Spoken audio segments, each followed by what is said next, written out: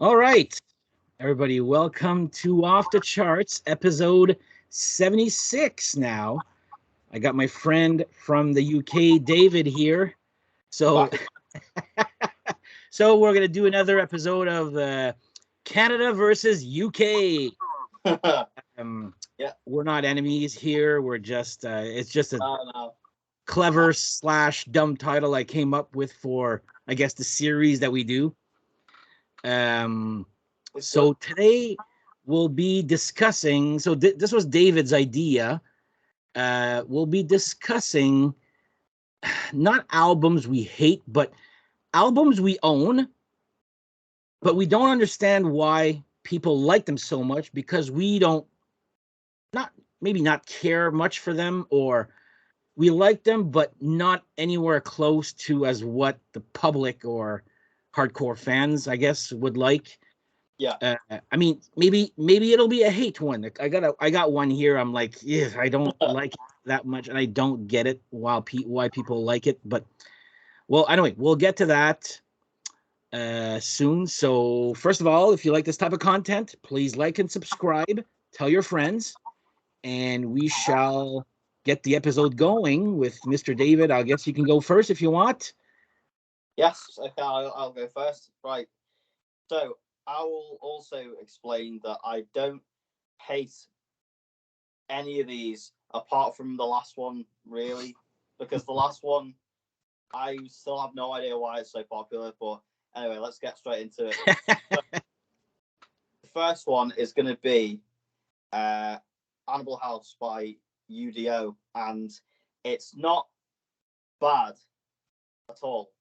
But I I I frequently will see it at the top of people's list or something saying it's the best he ever did, and I think he's done so much better even a couple of years later. So Faceless World is absolutely it's a perfect album. That album I can listen to start to finish easily, and it's just a brilliant album. Time Bomb as well. Time Bomb blew me away. That was insane heavy metal, but this is still good. But I think he may be still a bit too tied to the Accept sort of roots, not quite gone fully his own way yet. But it is still a good effort. It's, as I say, it's not a bad album at all. But I think when a lot of people put it at the top of the list for Udo albums, I think he's got a lot better to offer. Even the more recent ones like Steel Factory, I like that a lot more than this. But I do really like the songs "Lay Down the Law" and what was the other one I really like? Uh, "They Want War's" pretty good. So it's title track as well. But apart from that, it's not much stands out to me. But it's still a solid album. There isn't a bad Udo album.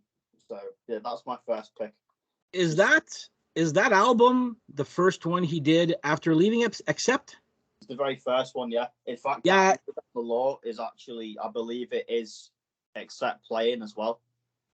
because I know I read where this was supposed to be or sort of be like the next Accept album, but then he went solo or something like that there. Yeah, But I know, I'm told, my friend even Pascal's like, he's the one I was telling you about earlier there that I bought all the Udos in the last couple of months there. And apparently the last Udo compared to the last Accept Udo is like oh yeah. top notch. What is it? Oh god, is it called Metal Never Dies or something? What's it called now? Oh god, I can't remember the name. But yeah, that's quite good. I quite like that one. I love the first track. Fear Detector is really really good. I love it, and his son's on the drums as well. And his son absolutely nails the drums. It's great. All right. So yeah, I like that new Udo album, but Steel Factory was a bit better. All right. Sounds good there. Okay. All right, I'll go for my first choice here. I love this band here. Um, but this album, I'm like, it's half and half. Like, some people think it's brilliant, and some Yeah, people hate it. Not, I wouldn't say hate it, but I find myself forcing myself to like it. You know what I mean there? yeah, So yeah. I'll go with the Wild Hearts, Endless Nameless. Ah, okay. I absolutely love the Wild Hearts.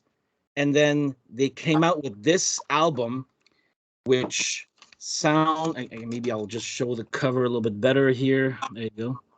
I've seen that cover before, but I've not heard. It sounds like Nine Inch Nails. At first, I remember putting this in my car at the time and pressing play. I got it in the mail, pressing play. I'm like, oh my God, a new Wild Hearts album that I don't have. And I'm like, is the CD wrong? Is something wrong with the speakers? It starts off like the first bar or the first line of the, not the chorus, but anyway, the first line of the song. And then it jumps like twice as loud. I'm like, holy shit, this was actually the right. Okay, so, but I find myself like, some people think it's brilliant. It's like, imagine like, and it's so trebly. It sounds nothing like the early Wild Hearts or anything they've made after that. They've made a couple of songs that kind of resemble this style, but I never listen to this. If I want to listen to Wild Hearts, I have to force myself to listen to it. It's so not like them. Apparently they broke up like a week after this was released. It was going that bad. I mean, if you like Nine Inch Nails, and it's like very trebly, hardly any bottom end, and the songs are okay. Like, they've been playing them live of late. Well, since they broke up again, which pisses me off again. But anyway, I'm putting Wild Hearts Endless Nameless as my first pick. Sounds nothing like they sound like. And some people, I'm looking at Amazon reviews. I'm like, oh my God, this is brilliant and blah, blah, blah. I'm like, really? Like, I just don't get it. I don't get why some people like this one. There you go. That's my first pick. But like I said, it's I have to force myself to listen to it. And it's like, I can, anyway. Yeah. That's how you know that it's not for you if you have. Yeah, exactly. So anyway, cheers. Yeah. Cheers. Huh. There you go. Had to do the ding. All right. What's next? Right. So, this is when the hate starts coming. What's that? This is when the hate starts coming in. You know, the comments being like, "Oh, okay." Oh, wow. Slayer. Now, okay. It's good. It's definitely good. Now, I love Angel of Death. That's a brilliant song. I know that one.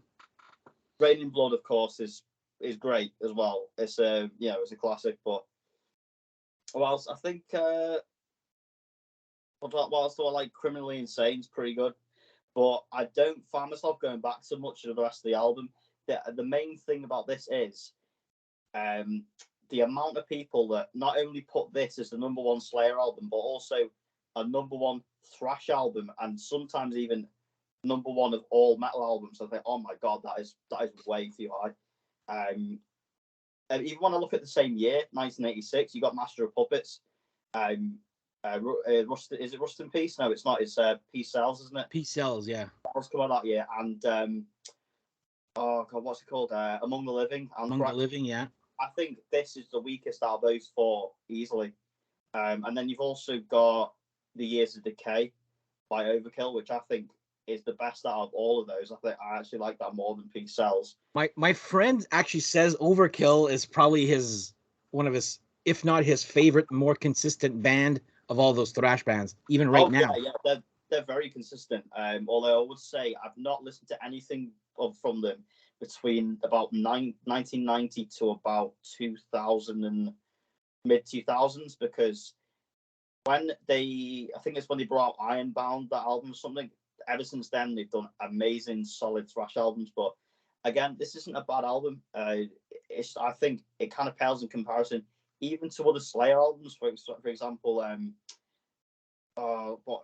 Seasons in the Abyss. That is a really, really good album. That's probably my favorite of theirs. What's the name of that one again? This one's Rain and Blood. Rain and Blood. Okay, is that the one on cassette? It's like a short album, and oh yeah, It's The very whole short. album is on one side, then the whole album's on the other side on cassette. Is that the one? I think so. It's very short. It's only about 30 minutes because every song's about 2 minutes long, apart from Angel of Death or Rain in Blood. And so I was like, I mean, yeah, it's sometimes I can put it on in the background and it's on. So it's just like background noise. But if I want to actually listen to an album, it's not quite. If I want really fast thrash, I listen to Razor. They're really, really great. But Slayer, Hell Awaits, and Season in the Abyss, to me, are much better than this album. So yeah, and again, it's not bad. It's just I think it pales in comparison to a lot of stuff. All right. Did I ever tell you I saw those guys 2, if not 3 times live, but once on purpose, actually? No, you didn't. I saw them once. They came to Ottawa, and we went there purposely just to see Slayer, but the other 2 times I saw them was part of a festival. Yeah. So I did get to see those guys. I think I forget which tour. Which one has the Jihad song in it? I don't know. That sounds like I don't know where that's from. God Hates Us All, maybe, or To say that actually. Anyway, that's the tour I saw, the Jihad. That one was like it's got the Bible on it or something on the cover. The what? That got really like edgy, didn't it? Which one? Is it that cover with the Bible on it or something? It's like a book. I thought it was crosses, and he goes, and I think he was interviewed saying, "Does God really hate us all?" He goes, "No, but it makes a good album title." apparently Tom Araya is a Christian, and I was like, "Wait, what? Really?" But No. I did actually quite like their Repentless. To be honest, is actually I like the song Repentless. Is pretty good. I don't own any Slayer. I got a few songs here and there. But you're not mad about thrash. I bought off of iTunes, and that's about it. Yeah, that's fair enough. So you're not a big thrash guy, are you? So not really. Like I said, Megadeth, Anthrax, I like those guys, but that's Anthrax great. As I saw those guys live last month. Great show. Oh, well, Great show. All right. Right. Now for mine here, my number 2. I've talked about this one a couple of weeks ago, but I'll go in more in depth about this. I used to love this band. Now I could care less, pretty much. But I'm going to put this album here with an explanation. Iron Maiden, A Matter of Life and Death. So I don't know if you've seen my episode where I made anything they've made after the Blaze era, or sorry, anything after Brave New World. I'm like, it's there. There's nothing spectacular about it. But this one, A Matter of Life and Death, so I'll just take the cover out there. As you can see, I didn't even bother buying it on vinyl yet there. So I had started a new job, and I had tickets for this show. So I was like, I can't go. So I gave the ticket to my brother-in-law. Well, turns out this tour, they played, because apparently this album went number 1 in Quebec, which is a province in Canada, right beside Ontario. Went number 1. So they decided to play the whole fucking album from A to Z and not put any. There was a few hits here and there, but like imagine just going there to see them play, because people were buying this like crazy here, because the reason why it went number 1 in, I don't know if it's Canada, but I'm sure in Quebec went number 1, and they played the whole friggin' album from A to Z. I was like, oh my God. And then I remember my brother-in-law and my friends coming back the next day and goes, what the fuck was that? So, but people seem to like this album, like that people that I talked to. I mean, Different World is a good song. The reincarnation of Benjamin Brieg. But apart from that, I'm looking at the titles right now. I couldn't even sing you one of these songs here. But yeah, I'm putting this one here, number 2, just for the fact that they decided to play the whole fucking thing live, which was like, oh God. Like, and I remember it's called Blues Fest here in Ottawa, where they any band from blues to metal to folk to country, pretty much. It's a huge festival here in Ottawa. And they decided to do a greatest, it was they decided to do a greatest hits tour of the albums from Brave New World to, I guess, what the hell was that album called there? The Final Frontier. And I Yeah, remember one friend of mine going, he loved Maiden at the time, hadn't heard any song, and he goes, my God, these guys have become pretty lame and ballad, like, you know how they're all their the introductions all start pretty much with every song starts out with like a 1 minute or 2 minute introduction of slow music, then yeah, goes mid tempo, not fast, mid tempo songs. And he looks at me and goes, yeah, well, here they are doing a greatest hits tour of that era. I'm just like, oh my God. So anyway, yeah, I'm putting this one here. It's attached with a lot of bad memories too. There, it's like I could yeah. have seen this tour. I couldn't go because it was my a new job. So I'm like, I give him a ticket to my brother-in-law, and he comes back and goes, oh my God, they played the whole friggin' album. I was like, so they're coming to Ottawa in next month actually, Yeah. and we're all hoping to God they don't play the whole Senjutsu Uh, album from A to Z there. So take, anyway, we'll see. okay, take a sleeping bag if they do. What's Yeah, that? take a sleeping bag in case they do. Yeah. Like, yeah, that sounds horrible, but yeah. Now But I'll tell you about that. Right, so A Matter of Life and Death.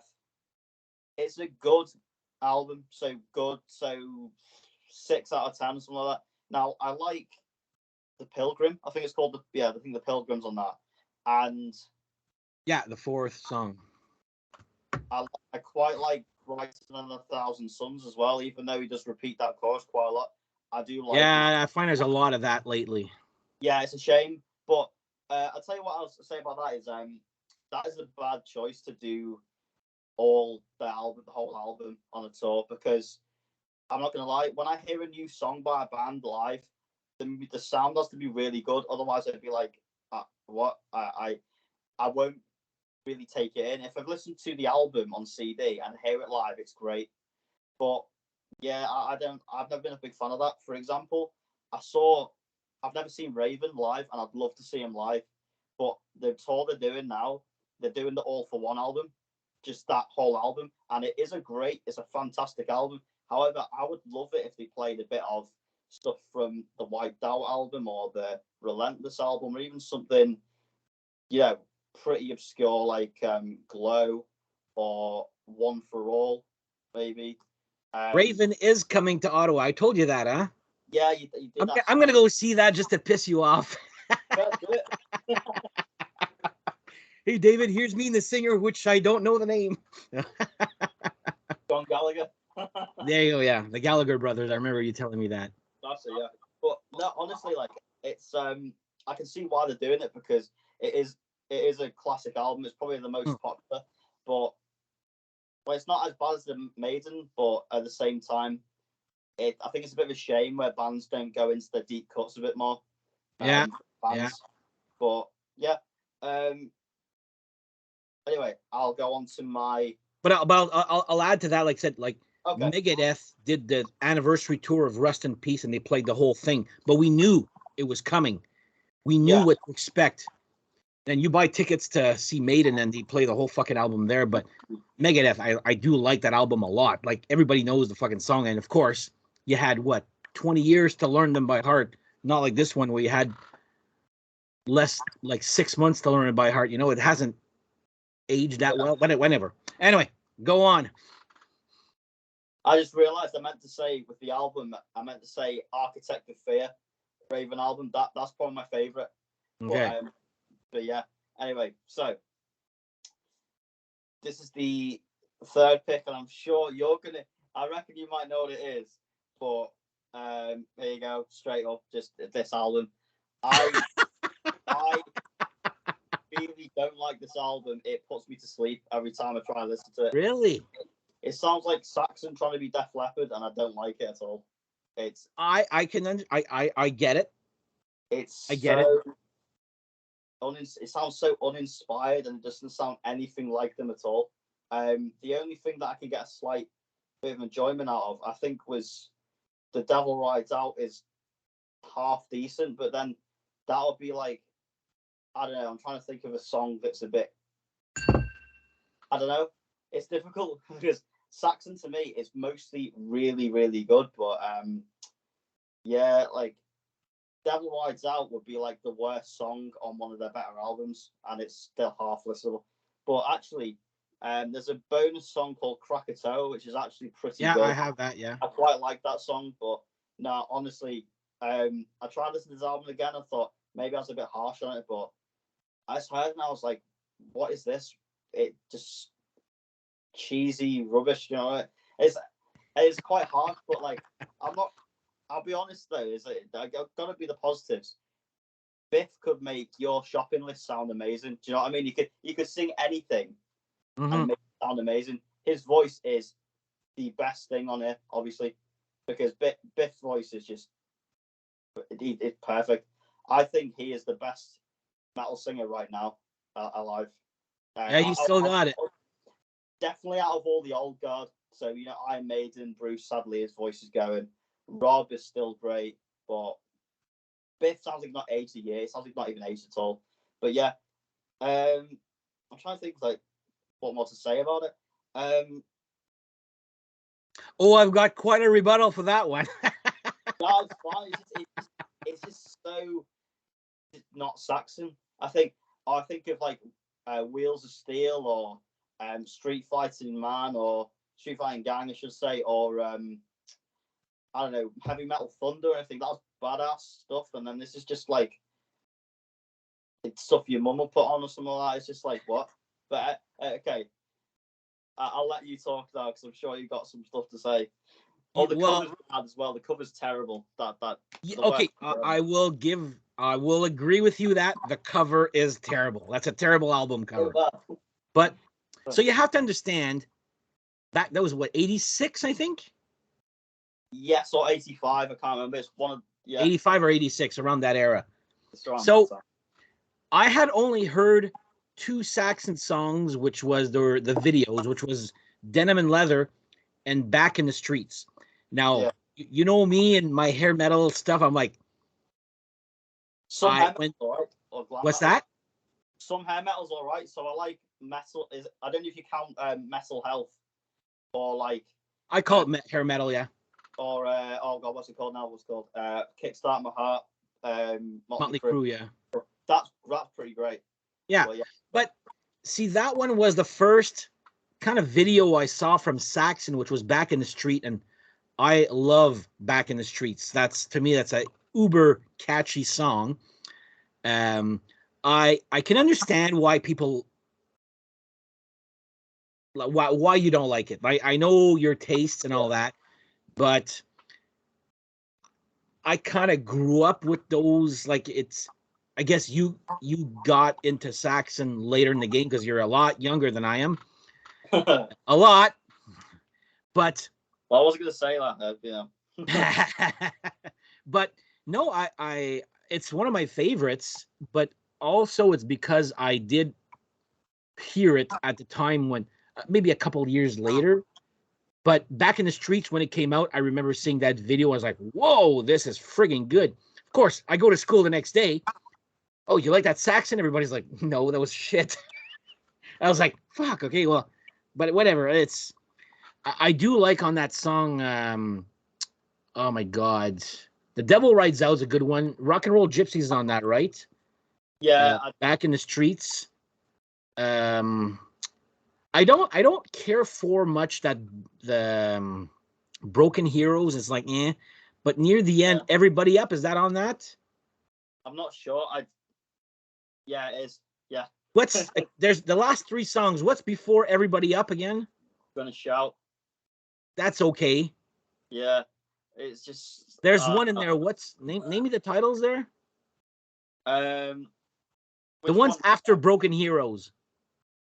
Gonna Shout. Yeah. Yeah. And then Everybody Up, Raise Some Hell. Raise Some Hell's kind of cheesy, yeah. Yeah. Gonna get everything you've got. Is that there? Yeah. I like that one too, yeah. Okay. But it's a product of its time. I will admit it. Oh yeah. I'll say a couple more things about it before like we get. It just sounds like they're trying to be something they're not. That's what I don't like. And I didn't actually mention this yet, but the amount of times you see this in like the top 5, and I'm like, the top 5, really? There's so much better stuff they've done. And even Solid Ball of Rock, I think that's a really underrated. But it just, because I go on something like, I don't know, Metal Archive or something, and it's got 90%. I'm like, whoa, why do so many people love this album? Because some people, what I've read is some people hated it at the time. Yeah. But it's grown back. Like some people like, you know what? It's not as bad as I remember it to be, or it's better than what I remembered it to be. That's maybe why. I don't know. Okay. Because a lot of people said, oh, if you might not like it, but you'll love Rock and Roll Gypsy, or you'll love Broken Heroes, and it's like, they're really generic to me. So yeah, I don't care much for Broken Heroes, but Back in the Streets to me is probably one of my top 5 songs of Saxon. But again, it's super catchy. Yeah. But I remember seeing it for the first time at the time, like when it was in, and it was matching with your Motley Crues and your Poisons and your. But I didn't know Saxon were a heavier band back then. You know what I mean? There. Yeah. So it's still attached with good memories for me. But anyway, but it's in my top 5. I think I put in my top 5 of Saxon. So I make no apologies for that. I am sorry. No, you're not sorry. Don't apologize. I'll say the last thing to say about that. That was the reason we actually started talking, because I saw on your Saxon video. I watched your Saxon video. I thought that was a great video, but I don't understand why people love that album, and that's what made me do this video. But you prefer Destiny and Crusader to this? I actually think Destiny is a couple of songs that I like a lot more than that. So I believe it or not, like, I have no idea why, but I think SOS is an amazing song. Oh, I like SOS. Yeah. I listened to it and I just thought, why the hell is this so good? I thought it sounds weird. It doesn't sound anything like Saxon, but it sounds brilliant. And what was that? There's that really, really like soppy ballad that they do, but it's great for some reason. Song for Emma, I think. It's not that one. It's Here, let me look. Off of Destiny. Yeah. Let me look here.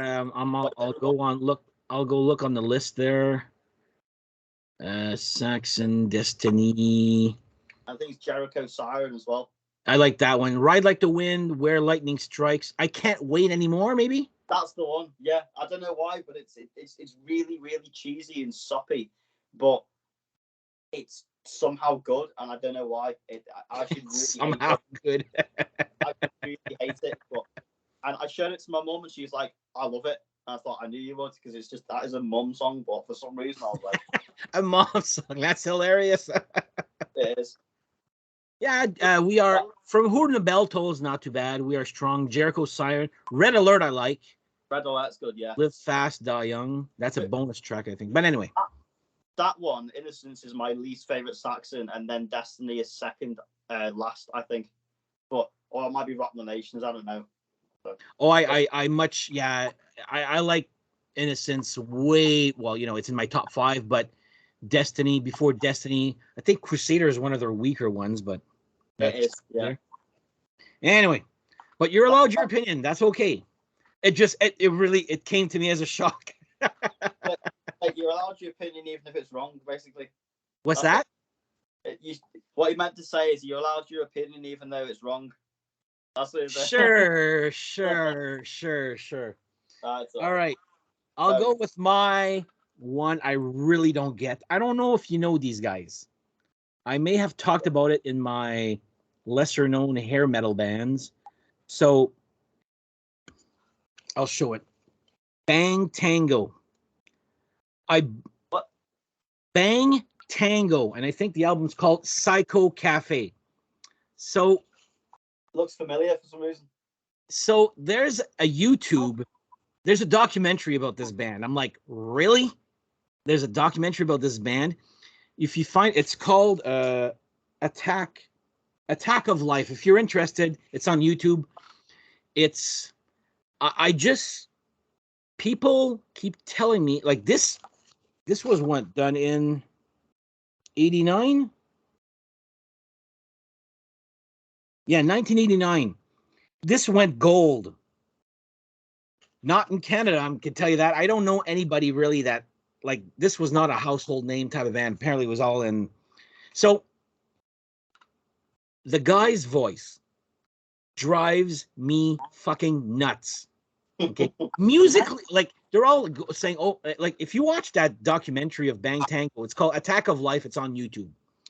It's okay, but it's like I'm listening to this documentary. I'm like, they make them sound like they were the next best thing since tits, pretty much. Like if that makes any sense there, Yeah. or best thing since sliced bread.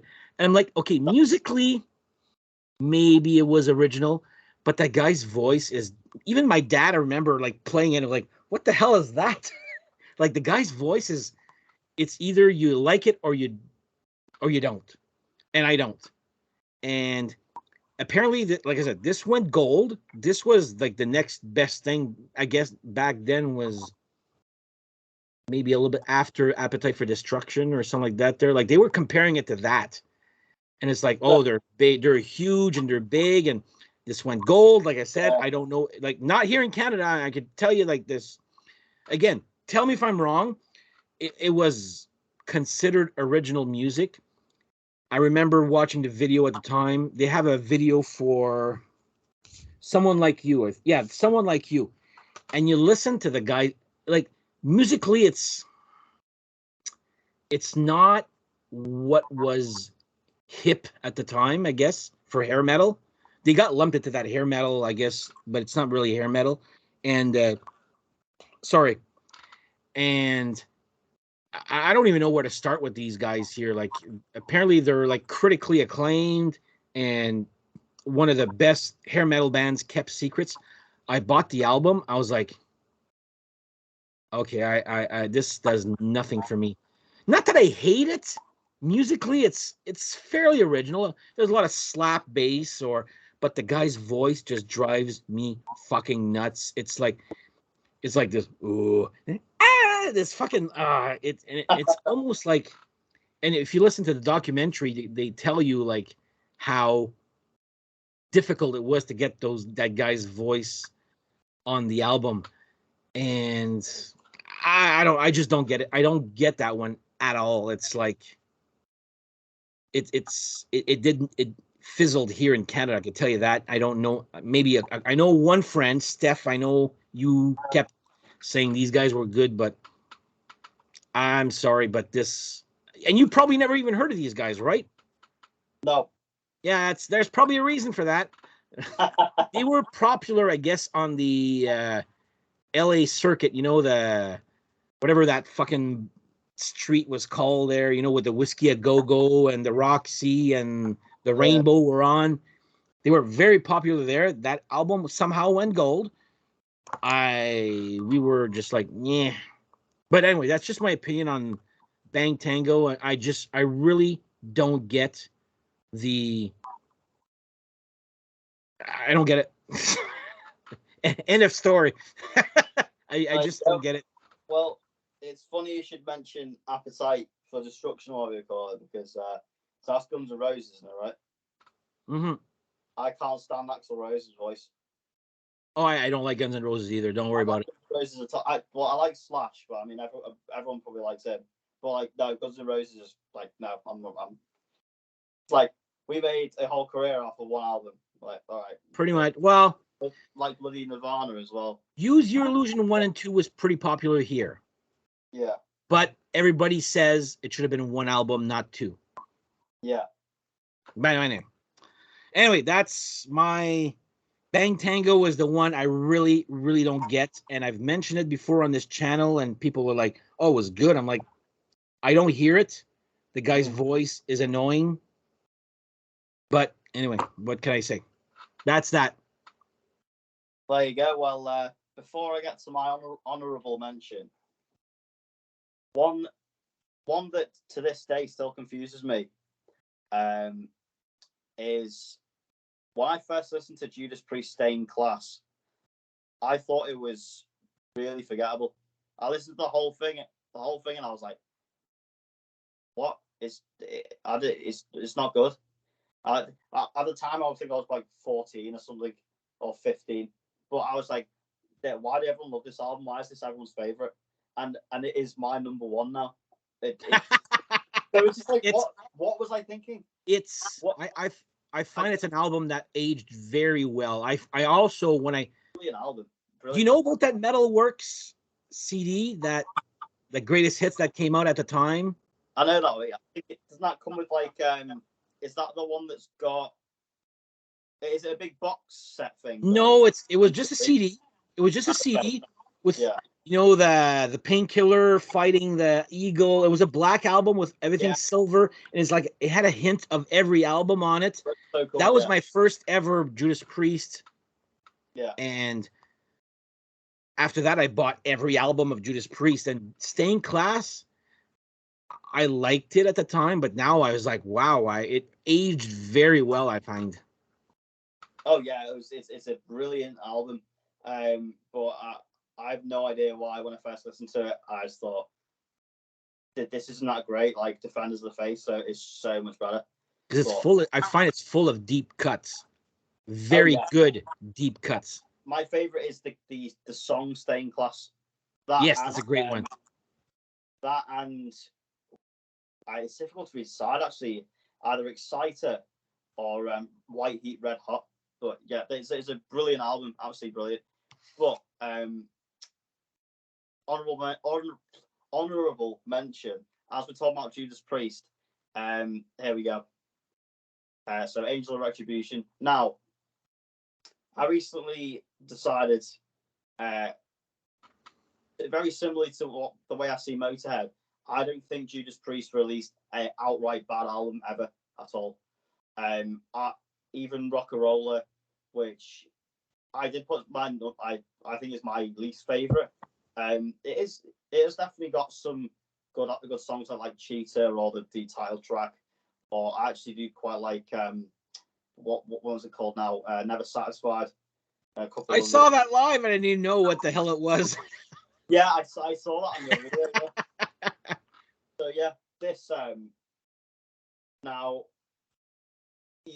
people notice a bit of a theme if they've seen me in these episodes, that I'm a massive fan of Ripper. Now that's definitely a factor. I've got to say, maybe a little bit biased, but I know a lot of people that said, "Oh, Juggulator was terrible, Demolition was terrible. Oh, Angel of Retribution is the best album." Well, not the best album, but it's amazing. It's 10 out of 10. It's so much better than anything, all this. And I'm like, not here. It's all right, but it's not like the second coming of Christ or something. You know what I mean? It's not, Although Halford is basically metal god, so yeah. Put this out there. Rob Halford is a god. Everyone knows that.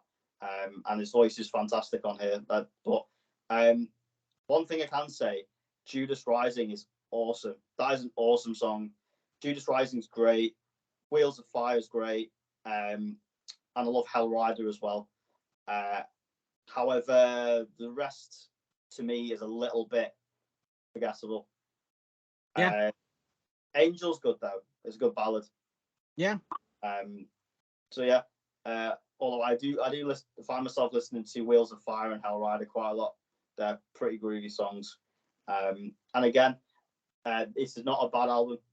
If this was released by, say, some random band you never heard of, you'd be like, this is really cool, this is great, this is underrated. But for Judas Priest catalogue, with there's so many good albums, this one, again, I think, considering the amount of praise he got when it come out, and the amount of hate that Nostradamus got, which I think is a lot better. Though the one thing I can say about Nostradamus is it was maybe a little bit misleading to some fans, although they did actually say it was going to be different.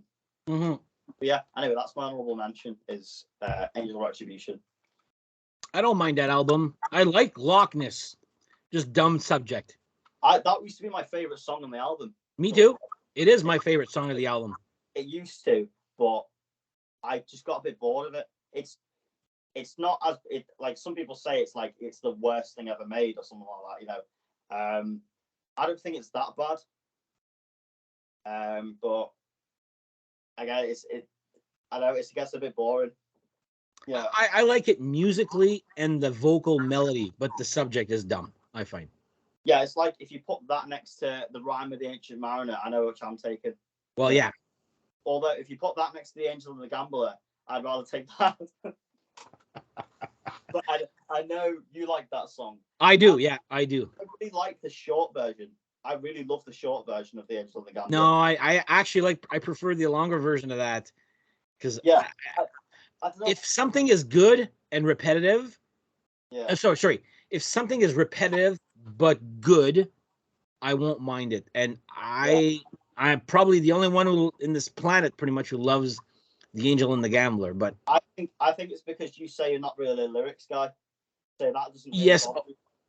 Oh, he does repeat himself a lot. I know that. He does. The other one as well was it The Eyes of a Stranger. Don't look at the. That's a great song as well. But then it gets the don't look. I'm like, oh god. I love Blaze. I love Blaze. He's fantastic. But yeah, but with Bruce, they kind of repeat the same fucking thing too. Well, that was my point at the time when I did the Maiden one. So anyway, there you go. All right, I'll put my. What's that? Rambling on again, yeah. So that's fine. That's the good discussion. I'm gonna put my. It's a honorable mention. I don't hate the album, but I'll explain why. So I don't know if you ever heard of this one here, "Diver Down" by Van Halen. I know that. So it's more. This is more the fact about that, which is an annoying. I've let go of this argument. Who's better, Sammy or David Lee Roth? You know what? I used to be a Sammy guy, but then I've lately, the last 4 or 5 years, I've really liked the David Lee Roth era, but like the deep cuts. But for people to say that this album is better than any Sammy Hagar era, I'm like, come on. Like this is, and I don't know if you're familiar with Martin Popoff's books. I know him, but I've not. Okay, he's got and there's 16 minutes worth of real new Van Halen material. The rest is just covers. Where Have All the Good Times Gone? Pretty Woman, which actually I like. Dancing in the Street which is like love it or hate it. Happy Trails. Yeah, that Happy Trails, if you know what I'm talking about there. But there's some decent Van Halen songs, but as a whole, to me, this is like David Lee Roth's least best album. But I've been getting into David Lee Roth's discography a lot more lately, and I've appreciated them more. It's just two different bands in a way. Still, I like Sammy a lot. Those albums were great. But to say that this is better than any Sammy album, I was like, come on, guys. Just enough with the David Lee Roth versus Sammy Hagar era. Take it that this, as it is, this got 2, maybe 3 really good original Van Halen songs. All the rest is covers or jokes. Big Bad Bill with Sweet William. Now that's like a duet with their dad on the clarinet. You know what I mean? There's enough with this David Lee Roth versus Sammy Hagar. It's done. They're done, guys. It's love what you love, hate what you hate, whatever. But I can't understand why people love this album more than any Sammy Hagar era. I don't mind this album for what it is, but she's like, come on, guys, there's hardly any original material. It's just a bunch of weird, I don't know how to say this in English there, but anyway, the cover choices are odd. Let me put it that way. Happy Trails and Big Bad Bill is Sweet William now. And just wow. Okay. But anyway, that's like I said, it's just an honorable mention. This David Lee Roth versus Sammy Hagar battle has got to stop. I've I've come to terms with it. I like both. They each bring something good to the table, let's say.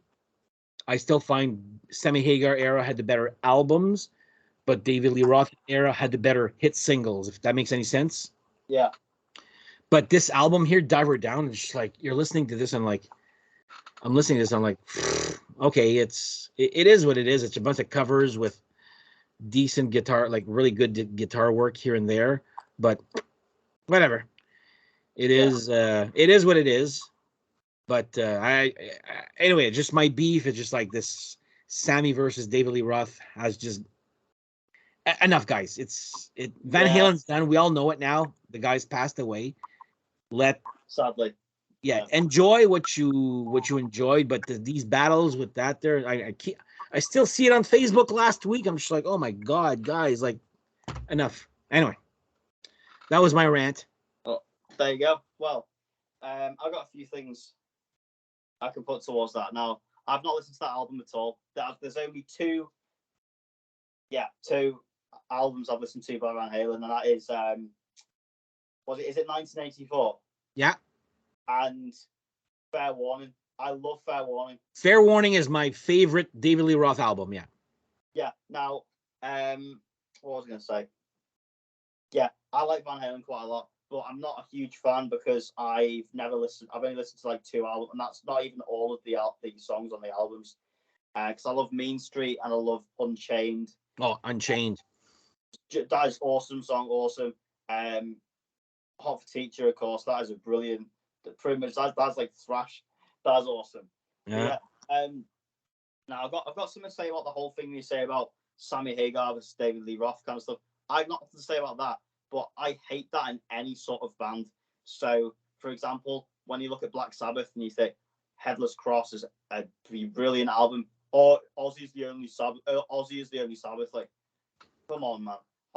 Black Sabbath isn't Ozzy. It isn't Dio. It isn't anyone. It's Tony Iommi. Ian Gillan even. Ian Gillan. Yeah, it's Tony Iommi. Well, even Ripper and Rob Halford, Blaze and Bruce.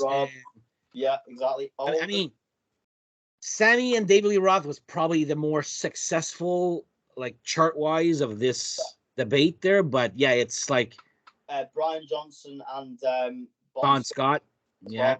But yeah, as I say, like, yeah, absolutely. Ian Gillan, he was fantastic. That album is brilliant, especially Disturbing the Priest.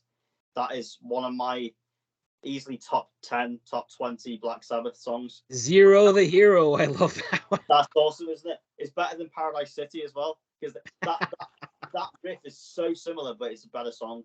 But anyway, yeah, every sort of band that has that, as you say, Blaze and Bruce and Paul and that cut from Iron Maiden, the core members to me are still there. So what's the problem? Yeah. I still think the Black Sabbath is Tony Iommi primarily. Now Ozzy is brilliant. It is immortal. Like, he is immortally like Black Sabbath. He probably is the most iconic singer, that non-debatably. But every singer has had at least a great couple of songs that they've had. So obviously Ian Gillan, Tony Martin barely gets any sort of. I do like, you know what? When we went on that Anthrax road trip, my friend's cousin was mentioning Headless Cross, how he loved that album. I like it. Tyre, how do you guys pronounce it? Tyre, Tyr? I think it's Tyr. Yeah, Tyr, that one. I always say TYR because I thought it was just TYR, but like, Eternal Idol is not bad. That's brilliant. I love that, especially the title track, Eternal Idol. I love what the hell's that first video called there? The Shining. Love that song. Was it The Shining, was it? Love The Shining. Yeah, it's great. It's brilliant. I say the song, The Eternal Idol, is probably the most doomy song they ever made in the whole career. I have it, yeah. Or Hand of Doom, of course, as well. But The Eternal Idol is like, that song is incredibly like atmospheric and doom metal. It's just brilliant. But yeah, well, we actually have maybe another idea for another episode here with these dual singers or triple singers for You know what I yeah. mean? They're like, we can friggin' talk about these other singers, and I'm sure there's other bands out there. I'd love to. That would be okay. I'm in if you're in. There you But go. yeah, like that. There's so many other huge bands with two singers, and it's like it's so divided. I find I'm like, you know what? I'm 50 years old. I don't have the patience anymore for this type of kiddie bullshit here, but that's just Yeah. me. There you go. Anyway, there it is. Anything to add here? Nothing really. That's it. We covered all. All right. Well, this is our episode, folks. I'd like to thank my friend David for joining us for this. This is actually pretty friggin' long discussion. 50 minutes here. We've been recording here. How long? 50. 50. Oh, how? Well, we'll see. We'll see when we watch it. See if there's but whatever. But yeah, I'd like to thank you for jumping on again on this lazy Sunday for myself. So, and great discussion again.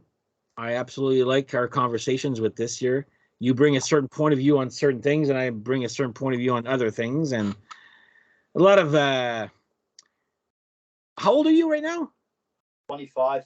Yeah, I'm twice your fucking age. Oh, So, man. but it's still like the same taste, but different. Oh yeah, definitely. Jesus Christ, 25. Okay. All right. So I will thank you for joining us here, and we shall see you guys next episode here.